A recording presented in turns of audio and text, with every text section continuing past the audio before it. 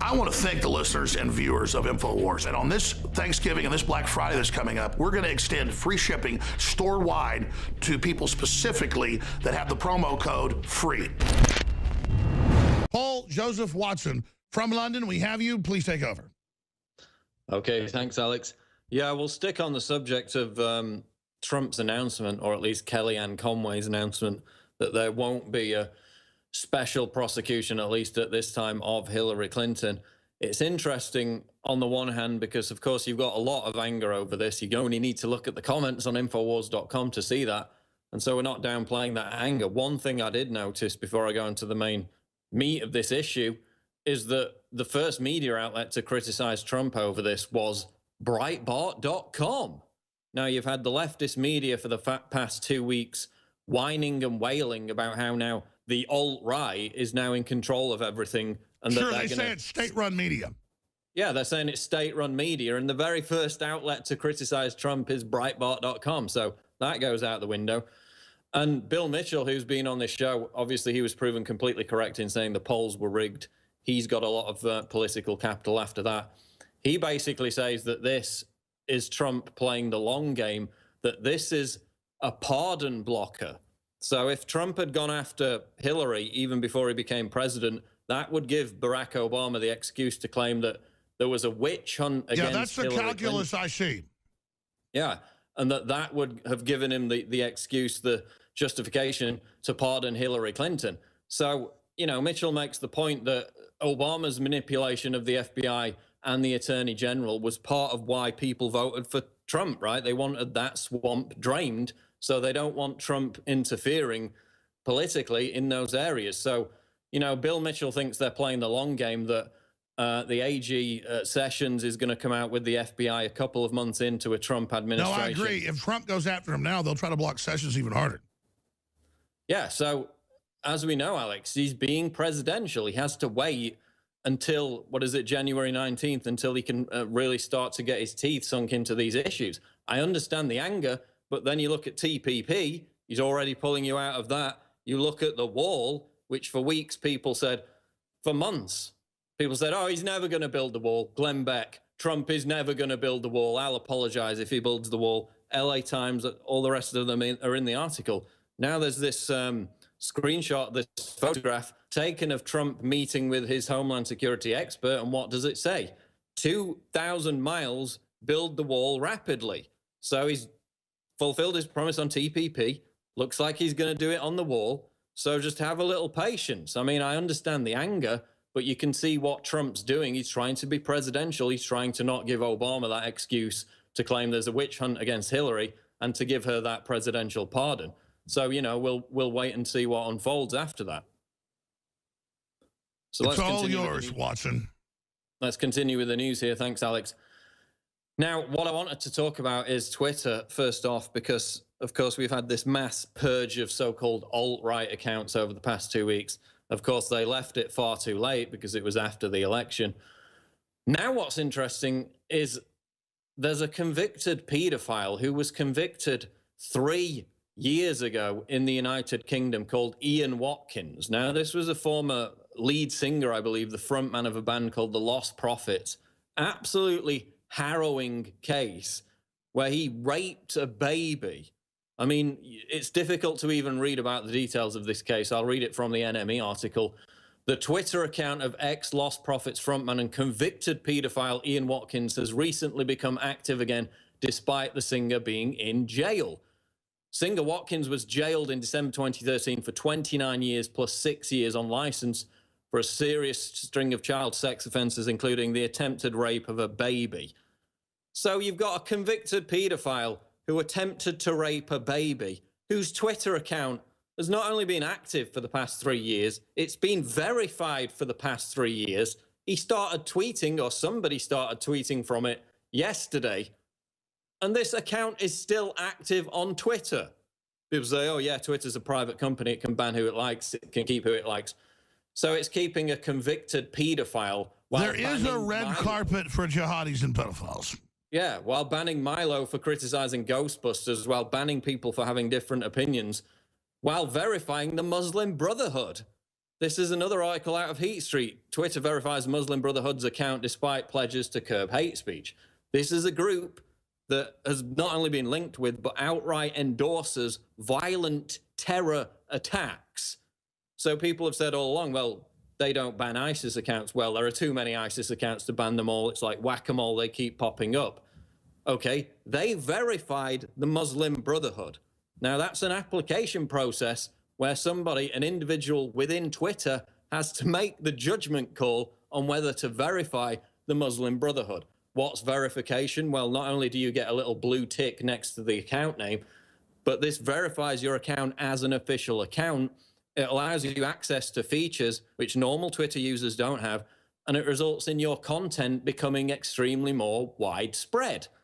So Twitter, in verifying the Muslim Brotherhood, is directly contributing to the spread of violent, terrorist, Islamist propaganda. Well, they funded the whole Arab Spring. Why not? Exactly. And again, you know, Saudi Arabia keeps buying more and more stock in Twitter. They're banning Milo for criticizing Ghostbusters. They're banning alt-right people. This pedophile, convicted 3 years ago, still has a Twitter account. I mean, I'm getting emails, I'm getting messages. You've all heard about Pizzagate. I mean, it's still, I think it's a kind of mass hysteria. But now you're getting claims that Twitter is not banning people who are sharing child pornography. Now, I haven't looked into that because when you get messages from people saying, hey, Paul, look at this child pornography scandal, obviously I'm not going to click on those links, okay? The UK government just passed a law where internet service providers keep your internet history and share it with the government as and when they like. But those are the claims circulating today on Twitter. And add to that, a convicted pedophile. Now somebody is tweeting from his account 3 years after he was convicted of molesting children. And that's who Twitter thinks should have free speech. Meanwhile, they're banning people for criticizing Ghostbusters. I mean, it's got to the point now where you disagree with someone, you argue with someone on Twitter, and they treat that as harassment. They will report you for responding to their tweet. They will report you for screenshotting their tweet. In fact, let's take a look at another 2 examples that just came up within the past 20 minutes. This is a tweet. Morning, everyone, except white people. Have an awesome day. I hope a white person dies today. Now, this is interesting because somebody did a little experiment on Twitter where they took tweets from basically Black Lives Matter people and leftists who hate white people, who are racist against white people. It's not reverse racism, it's just racism. And don't forget the mayor of New York came out with a sign that said F whiteness, and then everybody's agreeing, yes, white people are bad. Yeah, that's racism. That is allowed on Twitter. Somebody took those tweets where it was, you know, anti-white hatred, anti-white racism, replaced white for black. They were immediately banned. Okay, you can't have it both ways. You can't allow flagrant racism against white people and not the other way around, because, again, this encourages the real white supremacists, the real neo-Nazis. It actively encourages them to harass people, to be more racist.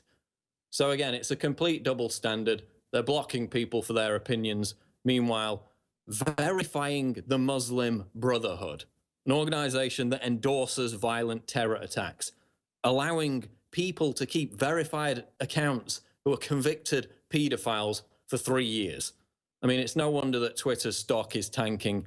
It's no wonder that that is a sinking ship, and why many other platforms, many other social media platforms like Gab are now coming to prominence, because Twitter has made its decision after the election. I don't expect InfoWars or Alex or myself to be on there for very much longer the way it's going. But, you know, that's just the game. We played it for a while. If they want to become a cesspit for pedophiles and violent Islamists and racists, then that's their business. They're a private company. Good luck to them.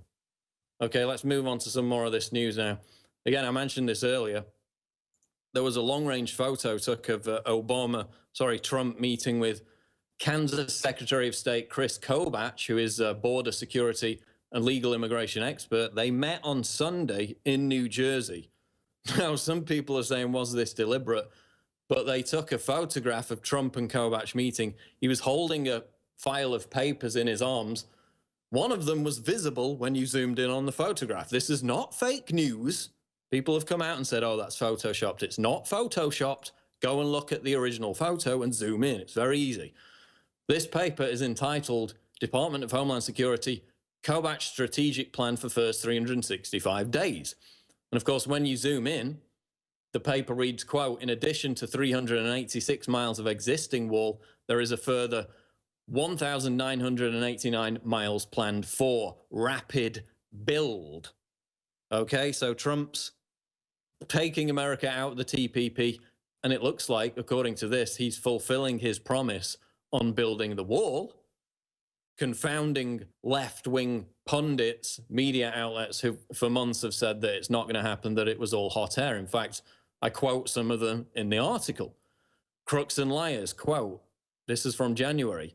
Well, Trump supporters hate to break it to you, but there is not going to be a wall.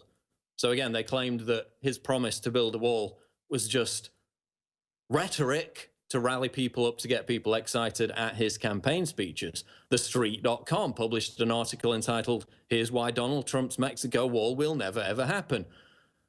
Glenn Beck, back in May, said this, quote, whether his face was buried in a plate full of Cheetos, I'm not quite sure about that, but he said, one way or another, he's not going to build the wall. And if he does, then I'll apologize to him on that day. But he's not going to build that wall, and Mexico is not going to pay for it.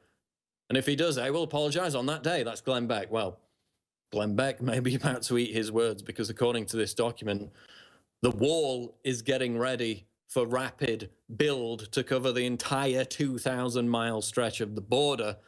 So we'll wait to see if that happens. CNN, which accuses us of being fake news while itself being fake news and interviewing its own cameramen and pretending they're organic anti-Trump protesters, made an outrageously false claim on Monday afternoon. This is out of the Daily Caller. Surprise! CNN makes a false claim and press picks it up. CNN made a false claim Monday afternoon and various journalists ran wild with it. It all started with a segment on CNN's The Lead, which quoted prominent white nationalist figure Richard Spencer as wondering if Jews were actually people. So basically, they got this discussion panel around talking about the question of whether Richard Spencer, was the head of the alt-right, was linked in with Breitbart, smear association. And then, of course, it turns out that the quote in which he said that Jews aren't actually people was never made.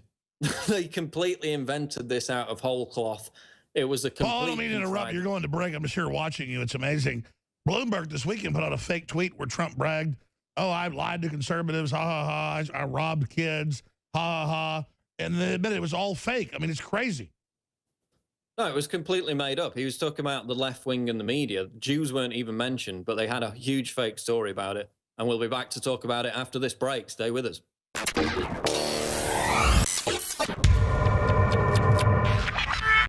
I want to thank the listeners and viewers of InfoWars. We've changed the world. Even mainstream media admits that we're bigger than CNN, we're as big as Fox, we're bigger than the BBC, on Quantcast, you name it.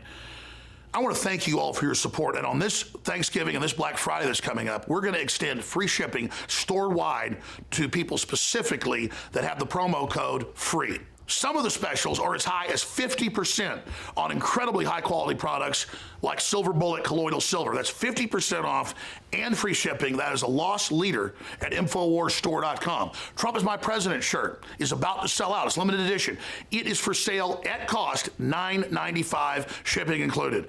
All you have to do is put in promo code FREE at checkout to get free shipping on top of discounts up to 50% off store-wide at InfoWarsStore.com. You can also call toll-free 888-253-3139. But for myself, the InfoWars family, and everybody else in this fight, I want to salute and thank all of you for your support. Whatever you do, keep spreading the articles, the videos to everybody you know. It is absolutely devastating the globalists because we're on the march and the frickin' empire is on the run.